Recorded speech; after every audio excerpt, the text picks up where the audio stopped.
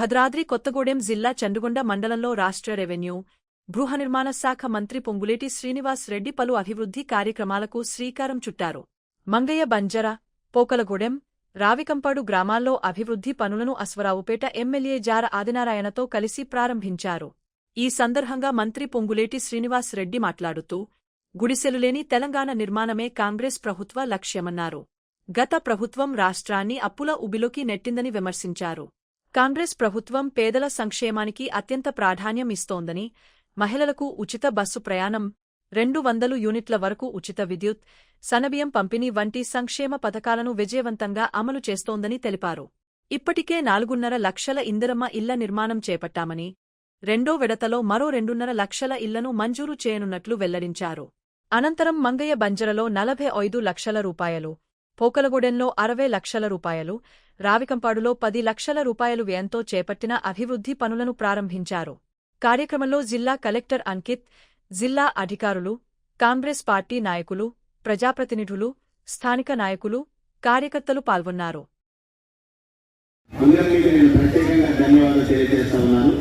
అది ఈ రోజు ఈ గ్రామం అంతా అందరూ చెప్తా ఉన్నారు. మననే తీసుకున్న ముగిసింది కానీ ఈ రోజు మన రాష్ట్ర వ్యాప్తంగా మొదటి విడత 4.5 లక్షల ఇల్లు, రెండో విడత 2.5 లక్షల ఇల్లు రాబోయే 4-5 రోజుల్లో మీ గ్రామాలకు వస్తాయి. 2 సార్లు కలిపి రాష్ట్ర వ్యాప్తంగా 7 లక్షల ఇల్లు ఇస్తున్నాం. హైదరాబాద్ పట్టణంలో 1 లక్ష ఇల్లు ఇస్తున్నాం. 3వ విడత ఇస్తాం, 4వ విడత ఇస్తాం. అర్హులైన ప్రతి పేదవాడికి ఇందిరమ్మ ఇల్లు ఇచ్చి చేస్తాం. కలెక్టర్ గారు చెప్పినట్టు ఈ రాష్ట్రంలో కూలీలు ఉండొచ్చని, నా కోరింట్లో నా ఆడబిడ్డను నిరసించకుండా సాగు కింద నిరసించే విధంగా ఈ విడతలో కూలీలు మొత్తానికి కూడా ఇందిరమ్మ ఇల్లు ఇచ్చే కార్యక్రమాన్ని చేపట్టాం. ఇందిరమ్మ ఇల్లు రాజకీయంగా ఇవ్వటంలా, నువ్వు ఏ కులమని అడగటంలా, ఇది ఏ మతమని అడగటంలా, చివరికి నీకు గెలిస్తే నాకు ఓటేస్తావా అని కూడా అడగటంలా, నేను మంచి చేస్తే ఆ పెద్దమ్మ తప్పకుండా మనసారా నన్ను జీవిస్తుందనే ధైర్యం, స్థైర్యం, నమ్మకం.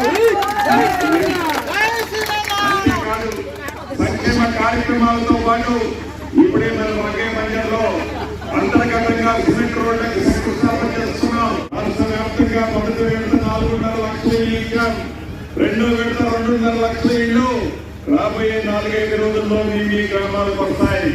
2 సార్లు కలిపి రాష్ట్ర వ్యాప్తంగా 7 లక్షల ఇల్లు ఇస్తున్నాం. హైదరాబాద్ పట్టణంలో 1 లక్ష ఇల్లు ఇస్తున్నాం. 3వ విడత ఇస్తాం, 4వ విడత ఇస్తాం. అర్హులైన ప్రతి పేదవాడికి ఇందిరమ్మ ఇల్లు ఇచ్చి చేస్తాం.